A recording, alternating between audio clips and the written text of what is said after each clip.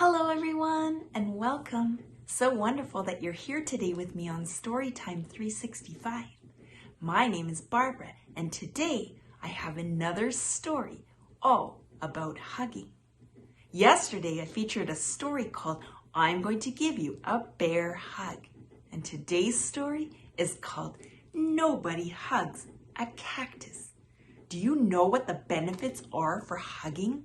Hugging keeps you happy and healthy. It helps to build resilience. It helps you to grow and makes you smarter. Perhaps that's a reason why the cactus is so prickly. Today's story has been written and illustrated by Carter Goodrich.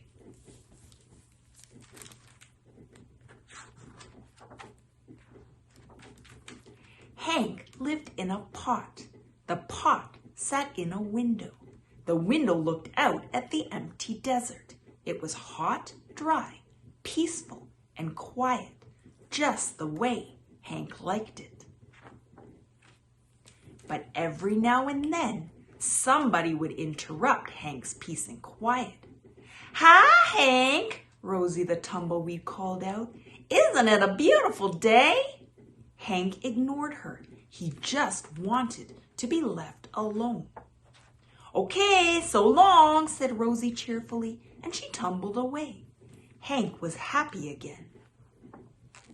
But just as he was beginning to relax, "Hello," shouted a tortoise. "Private property," yelled Hank. "Keep out." The tortoise was so frightened he hid in his shell. Hank was still yelling at the tortoise when a jackrabbit dashed by. "Hiya, Prickles," she shouted. "My name isn't Prickles," Hank yelled back, "and stay out of my yard." "Tumbleweeds, tortoises, jackrabbits, what's next?" said Hank. A coyote came lopping by. "No dogs allowed," Hank yelled. "I'm not a dog," said the coyote, "and you are as prickly on the inside as you are on the outside." Before Hank could yell back at the coyote, a cowboy strode past. "Keep off the grass," shouted Hank.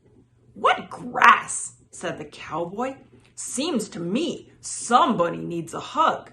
Too bad nobody hugs a cactus." "Hi," said a lizard. "Who invited you?" said Hank. "And just in case you're wondering, I don't want a hug." "That's good," said the lizard, "because I don't want to give you one." Then he skittered away. An owl landed on the roof.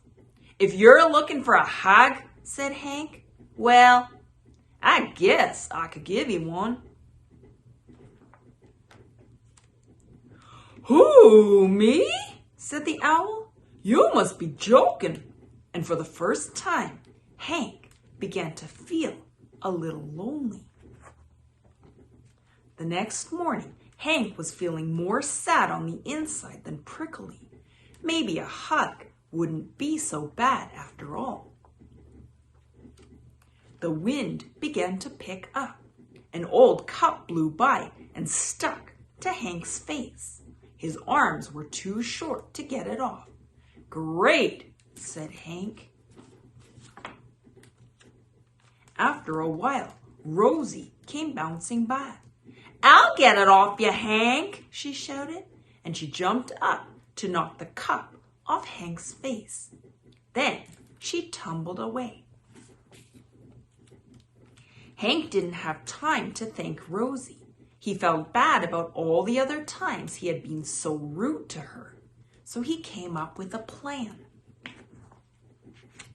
Hank decided to grow the best flower he could and then give it to Rosie as a thank you gift. It took days, but at last it was ready. He couldn't wait for Rosie to pass by again. When at last she finally did come bouncing back, Hank held out the flower. "Look, Rosie," he said, "I grew it just for you."